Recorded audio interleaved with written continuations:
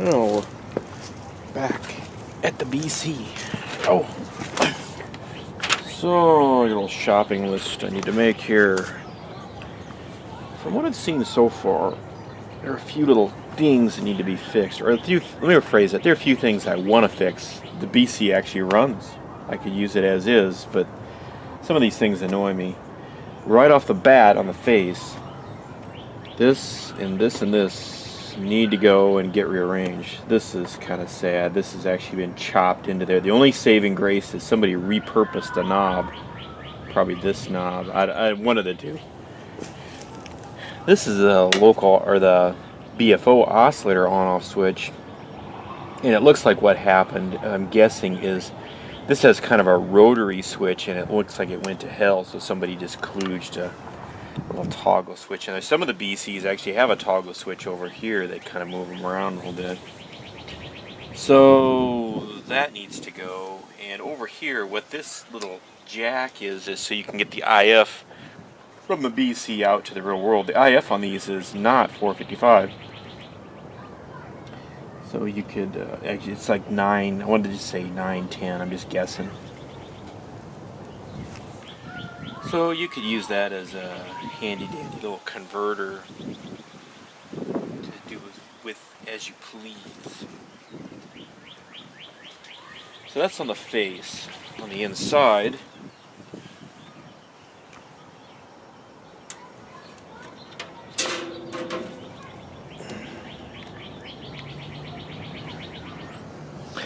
this is where the dynamotor sat, or a rotary transformer, I've been calling it. It's a converter. It's a high voltage converter. And what they've done is take the dynamotor plate that sits on a little rubber plate and tore it off of there and added this high voltage transformer, this rectifier tube, and actually a choke. Other than that, there really isn't too much wrong with the top deck of the BC.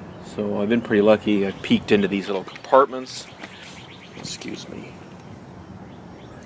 This is, kind of the antenna RF. Well, let me think about that for a second. Antenna RF. That's the local oscillator. So is that the detector? First detectors. This is all kind of unusual. And if it came time to work on this, it might be a bit of a fight there, but I bet there's some clever way that whole assembly comes out of there. IF transformers are over here, right there, and there's a little bit of back and forth.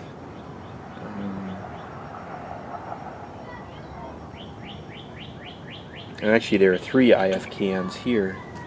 The tuning mech for the band switching is in here. It's kind of interesting, and that all takes place here. And then the tuning across the band is all done up here. The band, and as you can see, it kind of just goes right into these compartments here. It's pretty well thought out. Again, the bottom here is where it starts to get a little icky. Basically there's a Jones plug here that's been removed, and then this line cord hacked in. It makes its way over to this high voltage transformer. There is no attempt even though there's a fuse in here, there's no attempt to use it other than as a binding post, which is stellar. There's also a large cap in here. A lot of the parts in the BC are numbered, like, I don't know, 47. I don't know what that is right off the bat, but they're numbered. Anyway, there's a large cap here that's a double section cap that's numbered 70 A and B, and it sits about here. It's long gone out of the BC. I'm a little disappointed in that. And this rigmarole is chopped into there. This is a 1 microfarad. Well, paralleled up, this is 1 microfarad to ground, and I believe it's hooked to pin, I want to say 3 or 4, 3 and 5 of the detector tube, the second detector tube. Here's this giant cap that floats in space that's got to go. There's a few other nastinesses in here. Overall, though, somebody did a pretty reasonable job of mounting this transformer, and they kept I don't know if you can see this. There's a little harness here that hooks the dynamotor to the bulk of the radio. They've done a reasonable job of keeping a hold of that, although one wire is missing. It had 5 wires, I believe. So this has got to go. There's another little cap there. That's got to go. I think what I'm going to do is I'm going to, I don't know.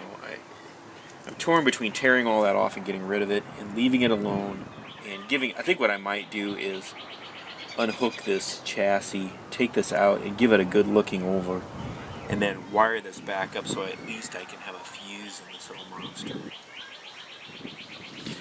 Also, it's pretty hard to see. It's probably impossible to see. Oh, I don't know. We can try. Over here is some casualty. I don't know why.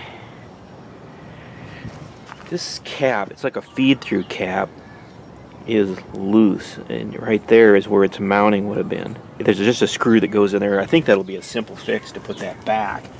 A machine screw will probably fix that. Other than that, it's in pretty reasonable shape. I'm not sure if this is factory or what. This is a pretty, some kind of a small cap hooked to the coil for the BFO oscillator. I need to do a little research. I don't think that's original. I think that's been fixed. And it looks like, I don't know, looks like there might have been some little mica type caps, and this is kind of a cylinder type cap. I don't think that's original. Other than that, there are some, I guess they're paper type caps, but they're inside little metal canisters. My experience with military capacitors has been pretty good, and I think I'm going to tempt fate and leave those alone. Now, on the flip side of the coin, there are these little monsters. Where was one? I don't know. Right there, which you can't see. It's kind of a little mica cap. I'm looking for another one. Oh, well, they look a little bit like these. And I need to do some more research and see what there is. There are some little disc caps in here. Right up here, dummy. Right here, and here you can see where somebody's just taken and used that fuse holder as a terminal strip. Clever enough, but geez, guys. One piece of spaghetti or heat shrink tubing or some black tape won't kill you, and then you could have had a fuse. This is interesting to me. Oops, sorry. I still need that camera person, and I still need some etiquette as far as walking and talking the same. There's this flying wire, and this actually goes up to the face of the machine. This has been added, and then somebody has carefully coiled that up to make a little capacitor or gimmick, for lack of a better word. We've had a lot of gimmicks lately. They come and go. That's so you can tap the IF. And up here is, let's see, a little further. Whoa! Oh, anyway, yeah, this needs to go. There's a wire that actually goes from the antenna input clear up to the top, where there's a variable cap, and then it doubles back and then hooks to a binding post right there. That needs to go. So we need to fix that. Remember that secret door I told you about? Anyway, the secret door is here, and what that does is gives you access to the bottom of these tubes, so you can kind of peek in there. Not without its charm. Also, the pilot lights are wrong on this. I basically have no hope of converting this back to original running form. It's probably missing too many major parts. If I find a dynamotor, I still need, there was a tray with some other filtering and stuff, and I probably could kind of bodge it together, but I'd rather put it back in running order. I think for now I'm just going to leave it alone and put it on my long list of things to look for, and maybe someday it'll go back completely together. It probably, in the scheme of things, it's pointless to run this on 28 volts other than the sheer novelty factor. I mean, the thing's already heavy enough. I don't need to drag 2 car batteries around with it. But, I don't know, it would be fun to do. There's also a little sheet of paper missing here, which I think I can synthesize. And, I don't know. So I've got a kind of a shopping list of things I want to do and parts I need. But I can do a pretty good job, I think, at least get a jump on it, of fixing the BC up a little more. And at least making it a little more friendly. And here's that, just we're kind of jumping back and forth here a little bit. Here's that, stupid. This kind of makes me mad that somebody gnawed a hole in this thing for this cap, and it's literally worthless. Now, FYI, how about some good stuff here? All these knobs are held on with Bristol wrenches or Bristol fittings. They look like hex fittings, but they're not the same. So unless somebody has took them out and changed them or augered them out, you'll need to get a set of Bristol wrenches. The hex ones will work, but if you screw up a set screw inside one of those, don't come crying to me and figure out how to get it out of there without an EDM machine or something. So just break down and spend the 20 bucks and get a set of decent Bristol wrenches off eBay. And there's other things you can use them for too. Don't worry, you're not gonna spend the money and never use it again. Well, that's the kind of the shopping list of the BC. I think one of the first things I'm going to do is fix this cap.